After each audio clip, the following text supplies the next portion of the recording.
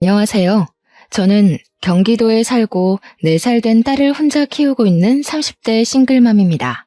혼자 아이를 키운다는 것은 정말 어려운 일 같아요. 아이를 데리고 이혼을 결심했을 때 절대 쉽지 않으리라 생각은 했지만 이 정도로 힘들 거라고는 감히 예상을 못했거든요.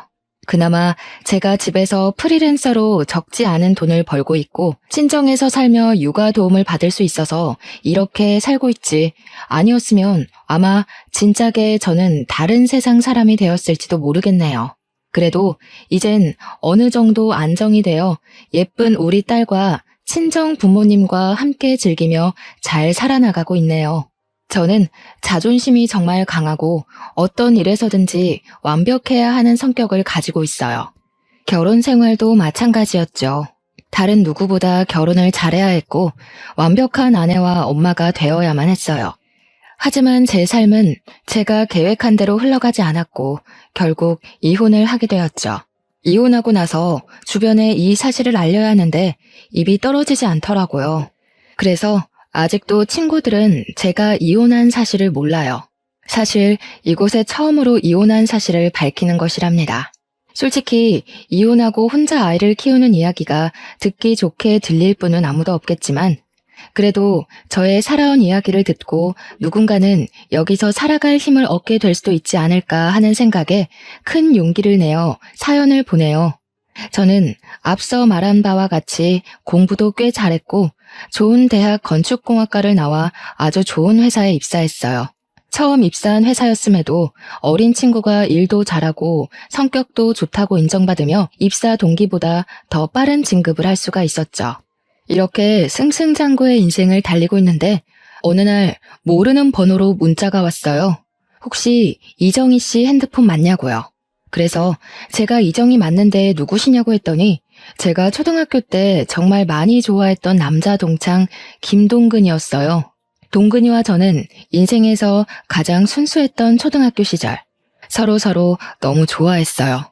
우리는 항상 아침마다 만나 손을 꼭 잡고 등교를 했어요. 그 모습을 본 친구들이 다들 놀렸지만 그래도 꿋꿋이 손을 잡고 초등학교 6학년까지 같이 등하교했어요. 학교가 마치면 서로의 집에 놀러가 부모님께 인사를 드리고 같이 놀고 책도 읽고 간식도 먹으며 시간을 보냈죠. 전교생이 다 알고 선생님들도 다 알 정도로 유명한 커플이었지만 졸업 후 다른 중학교로 가며 자연스럽게 연락이 끊겼어요. 이랬던 친구에게 연락이 오니 너무 반가웠어요. 그래서 퇴근 후 바로 동근이에게 전화를 걸었죠. 동근이도 마침 우리 회사 근처에 다니고 있었고 그렇게 우리는 몇 번 만나 연애를 시작하고 결혼까지 했어요. 이제는 시부모님이 된 동근이네 부모님도 저를 원래 알고 계셔서인지 매우 잘해주셨고 우리 부모님도 코 질질 흘리며 손잡고 다니던 아이들이 어른이 되어 다시 만난 것을 보면 보통 인연은 아닌 것 같다며 우리의 시작을 응원해 주셨어요. 이렇게 우리는 모두의 축복 속에 아무 문제 없이 결혼하게 되었어요. 결혼 후 바로 저는 임신을 했어요. 임신한 후에도 꼼꼼하고 완벽을 추구했기에 회사에서도 여전히 인정받으며 일을 했고 집에서도 청소며 빨래며 음식이며 완벽하게 집안을 꾸려나갔어요. 시부모님께 일주일에 2번씩 안부 전화도 꼬박꼬박 드리고 생신 때는 제가 직접 장을 보고 생신상을 차리기도 했죠. 매일 아침 6시에 기상을 하고 8시면 집에서 나와 회사로 출근을 하고 7시에 퇴근해서 집에 오면 집안일하며 하루를 마무리했어요. 남편도 저를 틈틈이 도와주려고 했지만 남편 회사는 항상 일이 너무 많았어요. 그래서 야근하고 오면 매일 밤 10시나 11시였고 주말에도 걸핏하면 출근이라 집안일을 할 수가 없었어요. 그래도 저에게 너무 잘해주었어요. 그래서 남편이 집안일을 하나도 못해도 거기에 대해서 불만은 전혀 없었어요. 우리 둘이 합치면 돈도 적지 않게 벌고 집안에서도 회사에서도 정말 완벽에 가까운 생활에 행복함을 느끼며 살고 있었죠. 뱃속의 아기도 저의 행복함을 아는지 주스에 맞게 건강히 잘 크고 있었고 임신 9개월 차에 들어서며 1년의 육아휴직에 들어갔어요. 육아휴직 첫날 아침 평소처럼 아침 일찍 눈이 떠졌어요. 남편은 출근하고 저는 집에서 그동안 회사 다니느라 바빠서 꾸미지 못했던 아기의 방을 정리하려는데 갑자기 진통이 오기 시작하더라고요. 가진통이라고 하기에는 너무 아팠고 주기도 제법 일정했어요. 뭔가 느낌이 이상해서 택시를 불러 병원을 향했어요. 병원에서는 출산이 시작되었으니 얼른 보호자에게 연락하라고 하더라고요. 저는 남편과 부모님 그리고 시댁에 연락을 했어요. 남편은 저의 연락에 바로 오고 시어머니도 바로 오셨어요. 그리고 부모님은 일이 있어서 지방에 내려가셨다고 빨라야 오늘 밤늦게 갈 수 있다고 하시더라고요. 저는 남편도 있고 시어머니도 있으니 걱정하지 말고 일 보고 천천히 오라고 말씀드렸어요. 본격적인 진통이 시작되면서 양수가 터졌어요. 그런데 아기가 위에서 내려오지 않는다고 하더라고요. 게다가 진통의 주기는 점점 짧고 심해졌어요. 태어나서 처음 느낀 뭐라 말로 표현할 수조차 없는 진통에 정말 이러다 죽겠다 싶었어요. 양수도 터진 데다가 오랜 진통으로 지칠 대로 지쳐서 이제는 힘을 줄 수도 없는 상황이 되었죠. 의사 선생님은 이대로면 산모와 아기 모두가 위험할 수 있다고 판단되어 수술을 해야겠다고 하셨어요. 뭐, 수술한다고요? 안 돼요. 조금 더 자연분만으로 해봐요. 양수도 터졌다면서요. 조금만 더 시도해주세요, 선생님. 어머님, 지금 이대로 가면 아기도 위험하고 산모도 위험합니다. 지금 바로 수술해야 해요. 아유, 선생님, 수술하면 아기가 멍청해지고 허약하대요. 안 그래도 우리 집 첫 손주가 딸이라서 심란한데 그 딸마저 멍청하고 허약하면 어째요? 의사 선생님이 책임질 거예요? 아니, 세상에 제왕절개로 태어나는 사람이 50%가 넘는데 그럼 세상의 절반은 다 멍청하고 허약하답니까? 어디서 듣고 오셨는지 모르겠지만 의학적으로 전혀 근거 없는 이야기예요. 지금 당장 산모 수술해야 한다고요. 나 젊을 때는 밤새 진통해도 수술 없이 애들 잘만 낳았는데 왜 안 된다는 거예요? 그래서 출산하다가 돌아가시는 분도 많았죠. 지금 이런 말할 시간 없고요. 저는 환자분이 무사히 출산을 하게끔 도와야 하는 의사이기에 수술할 겁니다. 그리 아세요. 결국 의사 선생님 말씀대로 저는 수술실로 들어갔어요. 그 후 정신을 차려보니 출산을 마치고 입원실에 누워있고 제 앞에는 남편과 시어머니가 계셨어요. 예, 너는 진통도 좀 참고 힘도 잘 주고 하지. 왜 수술을 해서 아기 미래를 망쳐놓니? 수술하면 아기가 멍청해진다는데 안 그래도 딸이라서 속상한데 멍청하게까지 만들어야겠니? 저는 어머니의 말에 눈물이 났어요. 진통이란 진통은 다 겪고 수술까지 한 사람에게 몸은 괜찮냐고 걱정은 못 해줄 망정 왜 수술했냐고 뭐라고 하시는데 정말 너무 섭섭하더라고요. 그러나 제 몸은 너무 아프니 뭐라고 말도 못하겠고 그저 울기만 했어요. 울고 있는데 친정엄마가 들어오시더라고요. 팅팅 부은 얼굴로 눈과 코가 시뻘개져서 울고 있는 제 모습을 보고 엄마는 깜짝 놀라셨어요. 사돈 왔어요? 아니, 얘가 좀만 더 힘주면 자연분만으로 나을 수 있는데 그걸 못하고 수술을 했지 뭐예요. 사돈도 아시죠? 수술해서 아기 낳으면 허약하고 멍청해지잖아요. 이제 엄마면 좀 아픈 것도 참고 해야지. 그걸 못 참아서. 뭐라고요? 그럼 지금 자연분만 못했다고 이제 막 마취해서 깨어난 아이에게 잡돌이 하셨어요? 잡돌이는 아니고 그냥 아쉬워서 그런 거죠. 아쉬워서. 아쉽긴 뭐가 아쉬워요. 수술해서 아기가 잘못됐어요? 어디 아프대요? 김서방, 아기 뭐 잘못됐어? 아기는 건강히 태어났습니다. 다만 저희 엄마는 앞으로 아기가 잔병치레가 심할까봐 걱정하는 마음에 사시는 이야기세요. 저희 엄마가 감정이 격해져서 말이 좀 세게 나온 것 같은데 죄송해요. 내가 무슨 말을 세게 했니? 너 지금 장모 왔다고 편드는 거냐? 남편은 시어머니와 엄마에게 여기 병원이니 이제 그만하시라고 말렸어요. 아빠도 주차하고 왔는데 엄마가 사돈과 싸우고 있으니 일단 엄마를 데리고 나가셨어요. 이렇게 제 딸 고은이의 탄생 첫날은 아주 시끌벅적하게 지나갔어요. 시어머니는 말끝마다 아기가 수술로 태어나서 허약하고 멍청할 것이라고 하셨지만 고은이는 조리원에서 아주 잘 지내다가 건강히 퇴소했어요. 고은이를 안고 남편과 함께 오랜만에 집에 들어갔는데 시어머니가 집에 와 계시는 게 아니겠어요?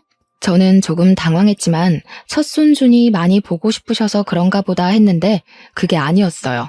여보가 그동안 회사 다니느라 산후조리는 생각도 하지 못했잖아.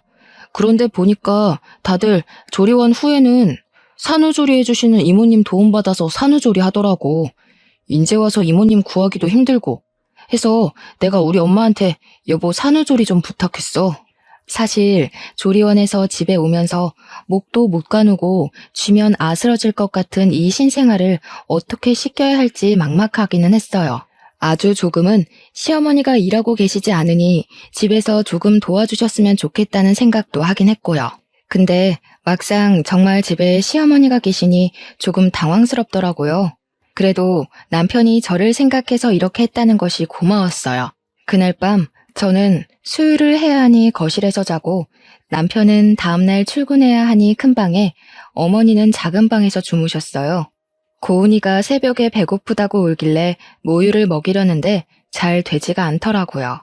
분명히 조리원에서 퇴소하고 집에 와서는 잘 먹었는데 밤이 되니 먹이도 않고 잘 물지도 못했어요.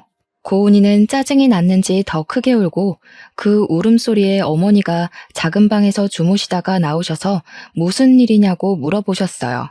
고은이가 우유를 먹지 못하네요. 배고파서 우는 것 같은데 일단 조리원에서 받은 비상용 분유라도 먹여야겠어요. 저 잠깐 분유 좀 타고 있을게요. 고은이 좀 안아주세요. 뭐? 아기 분유를 먹인다고? 사람이 사람 젖을 먹어야지 소젖을 어떻게 먹이니?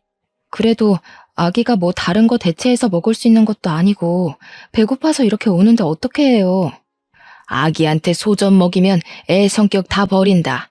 안 그래도 수술해서 애는 멍청하고 허약할 텐데 너는 애한테 소젖 먹여서 성격도 드세네로 키우고 싶어? 시어머니는 우리 아들 내일 출근해야 해서 푹 자야 하는데 딸이라는 애가 아빠한테 도움이 안 된다며 우는 고은이를 빼앗듯이 안으셨어요.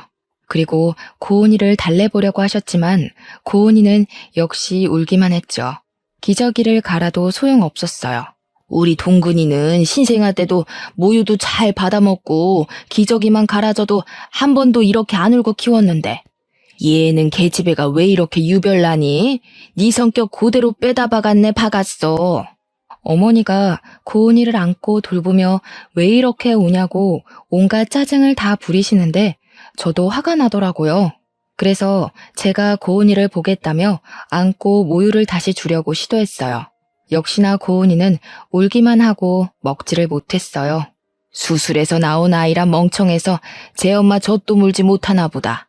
그니까 엄마가 됐으면 좀 힘도 잘 주고 진통도 참을 것이지 그깟 진통 하나 못 참아서 의사가 수술하란다고 옳다쿠나 하고 수술했니?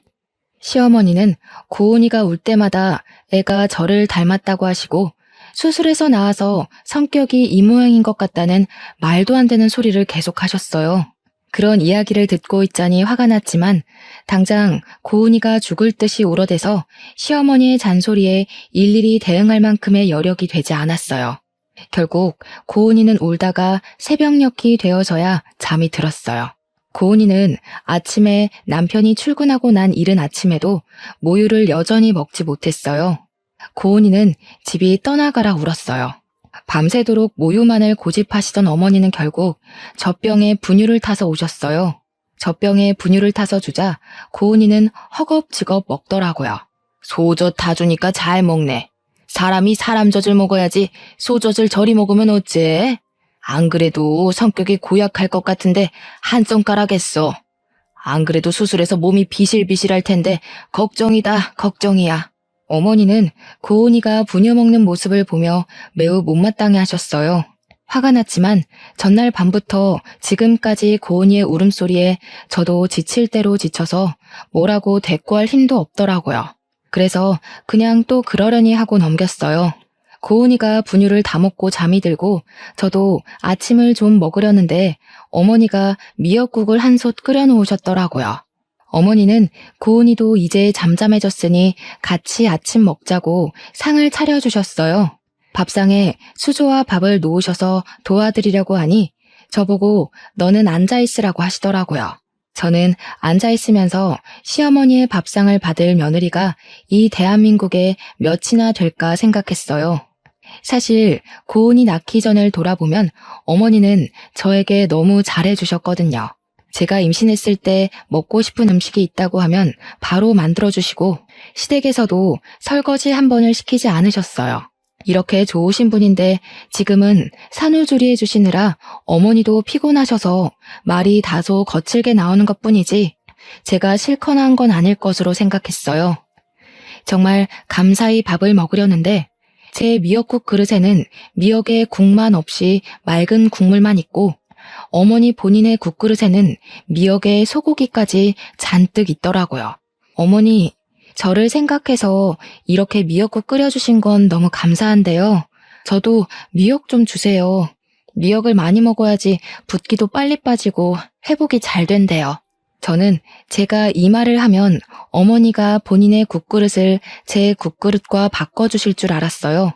그런데 어머니는 미역이 하나도 없다며 점심때 준다는 말씀만 하시고는 혼자 미역과 소고기를 다 드셨어요. 저는 기분이 확 상해서 밥 먹기 싫었지만 먹는 것 가지고 뭐라고 하는 것도 좀 그래서 그냥 꾸역꾸역 먹었네요. 아침 이후 점심, 저녁 식사에 모두 제 국그릇엔 소고기는커녕 미역도 없었어요. 그뿐만 아니라 고은이가 울 때마다 어머니는 내가 수술로 아기를 낳아서 애가 이 모양이라고 하시며 한 번은 안아주시지 않았어요.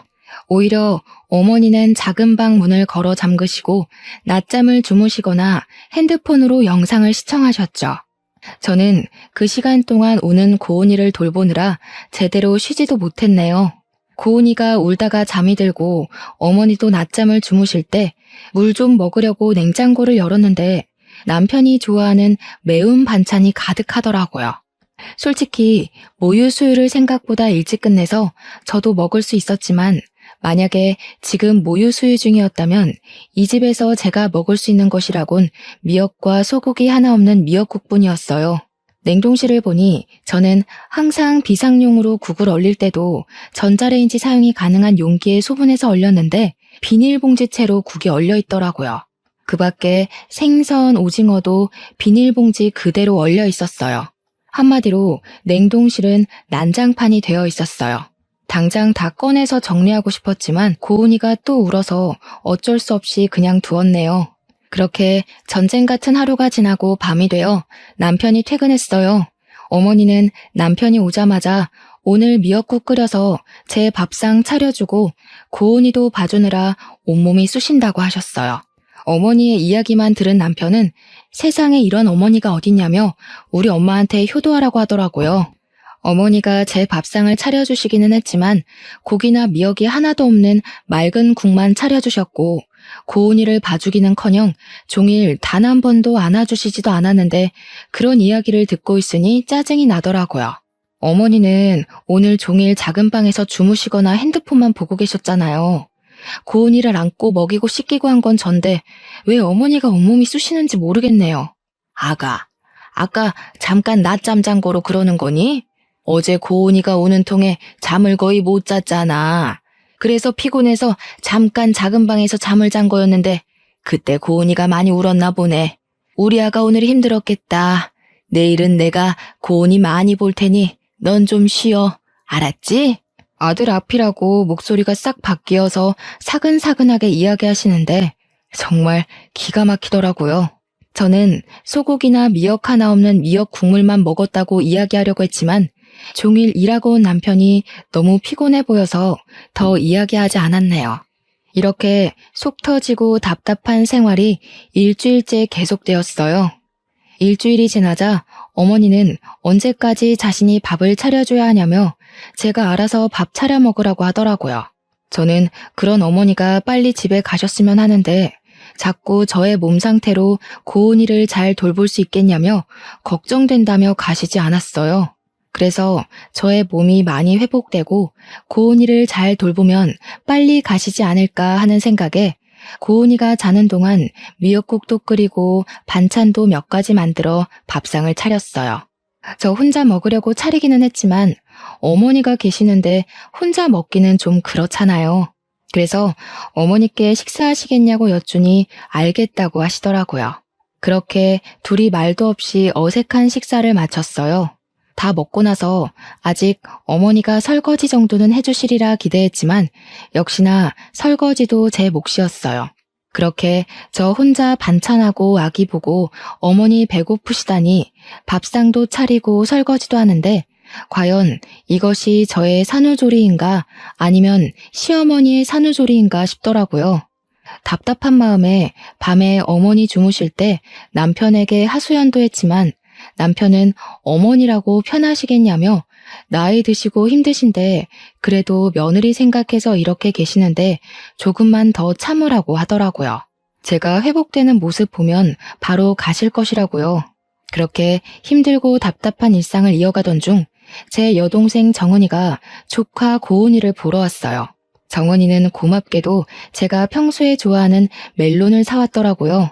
어머니는 정은이가 가져온 멜론을 보며 자신도 멜론을 너무 좋아한다고 하시며 멜론을 가져가시더라고요. 그러더니 주방에서 멜론을 깎으시길래 우리에게 주시려는 줄 알았는데 깎은 멜론을 들고 잘 먹겠다며 작은 방에 들어가셨어요. 결국 손님으로 온 정은이가 자신이 사온 멜론을 직접 깎아서 먹었답니다. 이후 고은이를 보며 이런저런 이야기를 하다 보니 점심시간이 되었어요. 제가 같이 점심을 먹으려고 밥을 하려고 주방에 가니 정은이가 놀라서 쫓아오더라고요. 언니는 산후조리 중인데 왜 밥을 하냐고요. 그러면서 평소에도 설마 시어머니는 하나도 도와주시지 않고 언니 혼자 밥 차리고 고은이 돌보고 한 거냐고 하며 걱정하더라고요. 저는 정은이가 걱정할까봐 아니라고 대충 둘러댔어요. 정은이는 저를 위해 미역국도 소고기를 듬뿍 넣어서 끓여주고 밥도 하고 냉동고에 있던 떡갈비도 구워서 한 상 잘 차려주었어요. 우리끼리 편하게 먹고 싶었지만 그래도 작은 방에 시어머니가 계시는데 그건 도리가 아닌 것 같아 작은 방에 갔어요. 어머니는 멜론 한 통을 다 드시고 코를 골며 주무시고 계시더라고요. 제가 깨워서 식사하시라고 하니 비몽사몽으로 안 먹는다고 하시고는 다시 주무셨어요. 우리끼리 맛있게 먹고 상을 치우려는데 어머니께서 나오셨어요. 세상에, 시어미 잔다고 깨우지도 않고 너희끼리만 먹었냐? 진짜 너무하는구나. 어머니, 제가 아까 밥 다 준비해서 깨웠는데 어머니가 안 먹는다고 하셔서 저희끼리 먼저 먹었어요. 지금 바로 다시 차려드릴게요. 됐다, 고양 것. 엎드려 절 받기도 아니고 내 딴에는 그래도 너 생각해서 불편한데도 여기 와 있는데 그런 내 생각은 안 하고 너희끼리만 먹냐? 나도 그런 밥상 받고 싶지 않다. 어머니는 저와 정은이에게 화를 버럭 내시더니 작은 방에서 핸드폰을 가져와 남편에게 전화를 걸었어요. 아들아, 이 애미가 억울해서 살 수가 없구나. 나 딴에는 착한 시어머니 노릇하고 싶어서 며느리 힘들까봐 산후조리 도와주러 왔더니만 이년은 미역국이 맛이 없다느니 하면서 나한테 타박만 하는 거 아니냐? 아들아, 내가 이렇게 힘들게 사는구나. 어휴, 이걸 말할 사람이 우리 아들밖에 없어서 전화했다. 그래, 저녁에 보자꾸나. 없는 말까지 지어내는 시어머니의 충격적인 두 얼굴에 할 말을 잃고 말았습니다. 시모는 자신의 방에 들어가서 나오지 않길래 여동생이랑 오랜만에 이야기도 나눌 겸 작은 방으로 들어가서 고은이랑 같이 놀아주고 있었어요. 그러다 제가 깜빡 잠이 들고 말았는데 여동생이 저를 급히 흔들어 깨우더라고요. 눈을 뜨자마자 시어머니의 까랑까랑한 목소리가 제 귀를 찌르더군요. 너네 지금 나 왕따 시키니? 아니, 너희들끼리 음식도 맛있는 거 시켜 먹으면서 하하호호 작은 방에서 무슨 얘기를 그렇게 오래 하니? 너희 설마 시애미 흉 봤니? 맞네, 맞아. 내가 그렇게 안 봤는데 사돈 처녀까지 한통속이네. 서러워서 살겠니? 어휴. 일방적으로 말을 쏟아내고 방문을 쾅 하고 닫고 나가셨습니다. 저는 잊지도 않은 말을 술술 지어내는 어머니의 행동에 너무 당황했어요. 그리고 정은이에게 이런 어머니의 모습을 보여주기 부끄러워 일단 정은이는 집으로 급히 보냈어요. 그날 저녁, 매일 야근으로 늦게 오던 남편이 칼퇴근하고 일찍 집으로 왔어요. 아까 엄마가 전화해서는 처제 불러서 어머니 흉봤다던데 사실이야? 너는 어떻게 너 산후조리 해준다고 오신 엄마한테 그렇게 할 수가 있어? 얘야, 됐다. 안 그래도 아기 낳고 힘들 우리 며느리한테 그런 소리 하지 마. 원래 여자들이 아기 낳고 하면 우울해서 조그만 일에도 서운해하고 그런 거야. 아기 신생아 때는 남편과도 죽일 듯이 싸우는데 시어미인 나한테는 얼마나 그간 불만이 많았겠니? 어머니가 나를 다 이해한다는 식으로 얘기하시며 화난 남편을 달래시는데 제가 귀신에 홀린 것도 아니고 이건 뭔가 싶더라고요. 솔직히 그동안 어머니 고은이 한 번도 안아주시지 않으셨어. 그래, 그건 이해해. 고은이는 어머니 딸이 아닌 내 딸이니까. 그런데 산후조리 해주신다고 오셔서 내가 삼시세끼 밥상 다 차려드리고 설거지도 했어. 알아? 지금 고은이 갓 출산한 것도 아니고 이제 이 정도 지났으면 밥도 하고 설거지도 좀 할 수 있는 거 아니야? 그럼 뭐 평생 산후조리랍시고 우리 엄마 밥상만 받아 먹으려고 했어? 그리고 처음에는 우리 엄마가 너 미역국도 끓여주고 했잖아. 미역국? 그래, 미역 국물 끓여주셨지. 미역국이라고 주셨는데 국에 고기는커녕 미역 한 줄기도 안 보이더라. 진짜 내가 요새는 이게 나의 산후조리인지 어머니의 산후조리인지 모르겠어. 이럴 바엔 차라리 어머니 집에 가시고 나 혼자 있는 편이 낫겠어. 아이고, 이 늙은이는 사라져야지. 네 마음 잘 알겠다. 내가 있는 게 오히려 너에게 스트레스니 이 늙은이는 가마. 어머니는 제 이야기를 듣고 엄청 속상한 표정을 지으시며 작은 방으로 가셨어요. 그러고는 어머니의 짐을 다 챙겨서 나오시더라고요. 엄마, 지금 왜 다 챙겨 나왔어? 지금 가게? 이렇게 어두운데 어디를 가? 가더라도 내일 날 밝으면 가고 오늘 밤은 우리 집에서 자요. 내일 주말이라 쉬니까 내가 집까지 모셔다 드릴게. 이 늙은이 이 집에서 필요도 없는데 빨리 나가줘야지. 그리고 동근아, 정희한테 너무 뭐라고 하지 마라. 여자가 출산하고 나면 호르몬 변화로 성격 좋은 사람들도 화가 많아지고 작은 일에도 울고 그래. 그러니까 네가 이해해줘. 야, 너는 엄마가 이렇게까지 널 생각하는데 그 앞에서 엄마 꼭 그딴 말을 짓거려야겠냐? 어? 남편은 제 화를 주체하지 못해 제게 소리를 질렀고 그 소리를 듣고 고은이는 깜짝 놀라 자지러지게 울기 시작했어요. 우는 고은이를 데리고 일단 큰 방으로 들어가 진정시키는데 저도 서러워서 눈물이 나더라고요. 그렇게 저도 울고 고은이 울며 밤을 보냈답니다.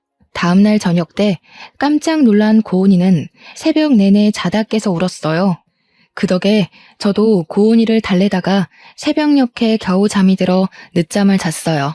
큰 방에서 일어나서 나가려는데 어머니와 남편이 거실에서 작은 소리로 이야기를 하더라고요. 내가 아는 사람이 회사 대표인데 자기 비서가 20대 후반인데 재테크를 아주 기막히게 잘해서 모은 재산이 많대. 그냥 정이랑 이혼하고 그 여자나 만나봐. 세장가를 가라고? 그럼 정이랑 고은이는 어쩌고?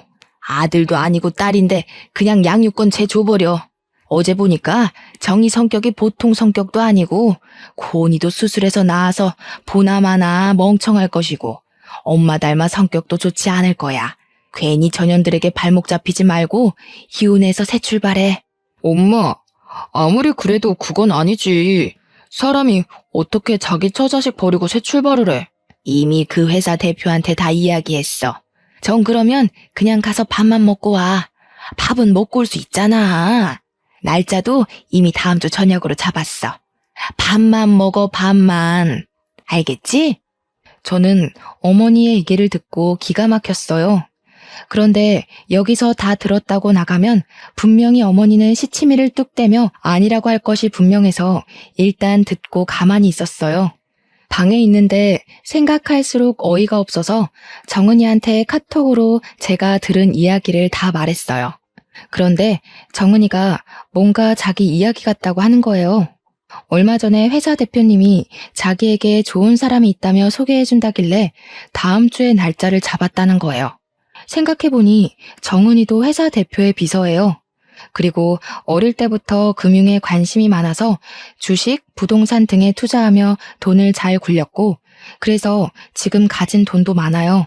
저와 정은이는 남편이 소개받을 사람이 바로 제 동생이라는 확신이 들었어요.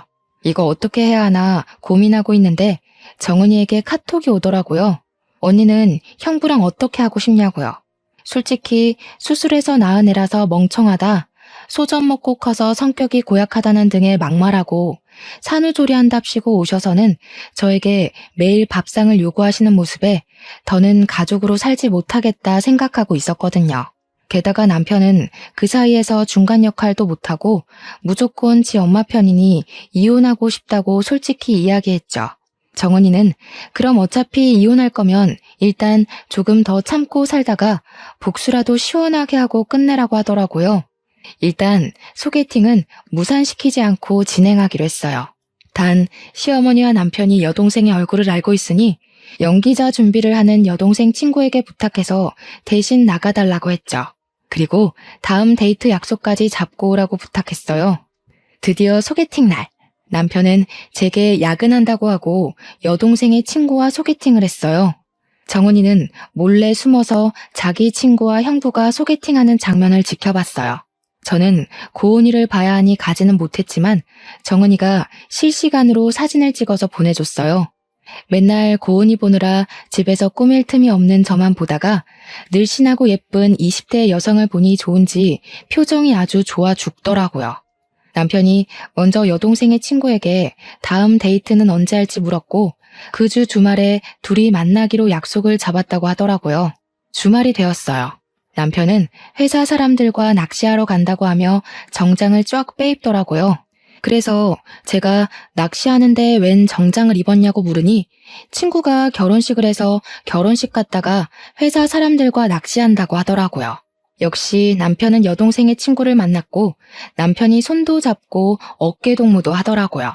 여동생의 친구가 팔짱을 끼니 해벌쭉하고 웃는데 정말 당장 쫓아가 따지고 싶더라고요. 정은이는 남편이 하는 모든 행동 하나하나를 빼놓지 않고 사진을 찍었어요. 그리고 여동생 친구의 얼굴은 모자이크 처리를 하고 남편 얼굴만 잘 보이게 편집해서 제게 보내줬어요. 월요일 아침, 정은이는 남편 회사의 게시판에 개발팀 대리 김동근의 실체라는 제목으로 모든 사진을 올렸어요. 그 내용은 김동근 대리는 아직 돌도 되지 않은 예쁜 딸을 둔 아빠인데 집에 부인과 딸이 있음에도 불구하고 부인이 지겨웠는지 내 친구를 만나고 있다고 썼어요. 순진한 내 친구는 이 사람이 유부남인지도 모르고 몇 번 밥 먹고 데이트했다는데 자신이 만난 남자가 유부남인 것을 알고는 충격에 휩싸였다고 하며 이런 김동근 대리에 대해서 어떻게 생각하시는지 사내 직원들의 의견을 묻는다고 적었어요. 댓글을 보니 누군가가 김동근 대리는 회사에서 평이 아주 좋은 분인데 그럴 리가 없다며 그냥 와이프와 데이트한 것인데 오해하고 쓴 글 아니냐고 하더라고요. 그런데 그 밑에 댓글을 보니 자기가 김동근 대리의 아내 되시는 분을 안다면서 그분은 키가 작고 통통한 체형인데 여기 모자이크 처리된 사진 속의 여자분은 키도 크고 늘씬한 것이 아내는 확실히 아니라고 적혀 있었어요. 그 댓글로 인해 남편은 자기 자식 낳아준 아내를 버리고 새로운 여자를 찾아 나선 천하의 나쁜 놈이 되어버렸어요. 저는 동생의 작품에 감탄하며 저는 저의 복수를 시작했어요. 저는 작은 방에서 주무시고 계시는 어머니의 핸드폰을 가져왔어요. 그리고 어머니의 핸드폰에 카톡으로 들어가 정은이가 보내준 사진들을 첨부했어요. 그 밑에는 이명자님의 아들 김동근은 딸이 있는 가정의 가장인데 부인이 지겨웠는데 새로운 여자를 만나고 있다는 내용을 함께 적어 카톡에 저장된 모든 지인에게 전송했어요. 그리고 제가 준비한 음성 파일을 하나 더 보냈어요. 사실 어머니가 남편에게 새로운 출발을 하라고 권하신 그날 이후부터 어머니가 저에게 했던 말들을 다 녹음했거든요. 그 녹음 파일에는 고은이가 울 때마다 제가 수술로 나와서 애가 멍청하다고 하신 말, 제게 집안일을 시키고 집안일을 제대로 하지 못하면 너는 얼굴도 못생겨서 일도 못한다고 구박하셨던 말, 인격 모독한 말과 욕설을 하신 것까지 매우 상세하게 녹음했어요. 그리고 이 모든 것을 듣기 좋게 편집을 했어요. 요새는 핸드폰 어플이 잘 나와서 음성 파일 편집은 아주 쉽더라고요. 그 후 이명자님의 산후조리 중인 며느리에게 했던 말이라는 제목을 써서 이 음성 파일을 카톡에 저장된 모든 사람에게 보냈어요. 잠시 뒤 어머니 핸드폰으로 전화가 오고 카톡 오고 난리가 났어요. 어머니 친구분 중에는 나도 엄마가 수술해서 나왔는데 그럼 나도 멍청한 거냐며 어떻게 같은 여자가 돼서 며느리한테 그러냐고 너같이 무식한 년이랑 더는 만날 수 없다며 화를 불같이 내셨어요. 어머니가 전화하고 카톡하며 이 사태를 수습하고 있는데 남편이 죽을 상을 짓고 집에 오더라고요. 엄마가 소개해준 그 여자와 데이트한 사진을 누가 사내 게시판에 올려서 사장실에까지 끌려가서 혼났대요. 그리고 본사에서 쫓겨나 아무 연고가 없는 지방으로 발령을 받았다더라고요. 저는 그렇게 괴롭게 하던 모자가 쩔쩔매는 모습을 보니 웃음을 참을 수가 없었어요. 저는 그 모습을 보며 깔깔거리며 웃었어요. 남편과 어머니는 이 심각한 상황에 갑자기 웃고 있는 저를 보며 이해 못하겠다는 표정을 지으시더라고요. 그래서 두 사람에게 사실 이 모든 일을 저와 제 동생이 계획했다고 말했어요. 그럼 너랑 처제가 이 모든 걸 다 계획한 거라고? 왜? 도대체 왜? 아무리 그래도 그렇지 어떻게 네가 남편과 시어미한테 이럴 수가 있냐? 네가 그러고도 사람이냐? 그러니까 저한테 적당히 하셨어야죠. 어머니가 그동안 고은이 울고 뗐을 때마다 수술로 나와서 애가 멍청해서 저런다며 하실 때 저 정말 속상했지만 참았어요. 제가 사랑하는 남편을 낳아주신 어머니시고 또 어머니도 힘드시니 이러시는 거겠지 했어요. 근데 왜? 우리끼리의 문제를 왜 밖에 퍼뜨려서 이렇게 쪽팔리게 만드냐고 왜? 그런데 어머니가 남편에게 새살림 차리라고 하시는데 정말 그때는 못 참겠더라고요. 아니, 그 와중에 제가 더는 참을 이유가 없죠. 이미 두 사람은 저와 고은이를 버리고 다른 살림을 차릴 계획을 세우는데 제가 왜요? 그럼 그냥 나에게 얘기라도 했어야지. 이야기? 너 그동안 내가 얘기하면 듣는 척이라도 했니? 어머니한테 막말, 욕설 들을 때 어머니가 이렇게 하셨다고 얘기하면 우리 엄마가 그럴 리가 없다며 내 이야기는 들으려 하지도 않고 오로지 네 엄마 편만 드는 너한테 내가 무슨 얘기를 해. 내 입만 아프지. 그래도 좀 더 나한테 얘기를 하지 그랬어. 꼭 이렇게까지 일을 크게 벌려야겠어? 우리 고은이는 어떡하라고. 고은이를 그렇게 생각하는 양반이 젊은 여자랑 손잡고 어깨동무하고 다니냐? 인제 와서 고은이 핑계를 대면서 날 막으려는 생각하지 마. 다 필요 없고 이혼이야. 우리 이혼해. 아, 너는 새장가 가야 하니까 고은이는 내가 데리고 살게.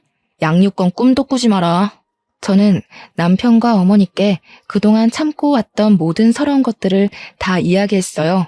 그리고 저와 고은이의 짐을 챙기고 고은이를 안고 집에서 나왔어요. 남편과 어머니는 망연자실한 표정으로 주저앉아 이제 어떻게 사냐며 울고 있더라고요. 밖으로 나가니 이미 정은이가 와 있더라고요. 정은이의 도움으로 짐을 싣고 차에 타 친정으로 갔어요. 엄마는 정은이에게 들어 대충 제 상황을 알고 계셨어요. 그러면서 그런 집구석에서 참고 있는 건 멍청이 같은 짓이라고 하시며 그동안 고생했다고 저를 꼭 안아주셨어요.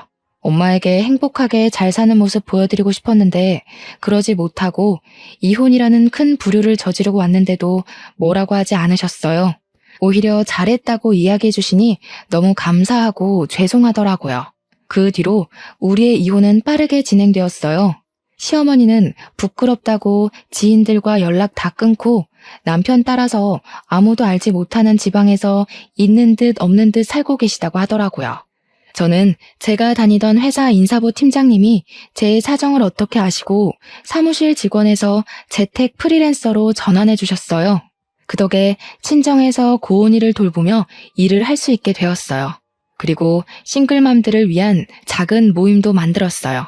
제가 싱글맘이 되어보니 생각보다 너무 힘들더라고요. 경제적인 여건도 되고 친정의 도움을 받는 저도 이렇게 힘이 드는데 그렇지 못한 상황에 놓인 싱글맘들은 정말 너무 힘들겠더라고요. 그래서 싱글맘들끼리 모여 서로 위로해주고 도와주면 좋겠다 싶었거든요. 그리고 모임 멤버들 중에서 여건이 되는 사람들끼리 모여 봉사활동을 꾸준히 하고 있어요. 그 결과 얼마 전에는 시에서 좋은 일 한다고 봉사상도 받았답니다.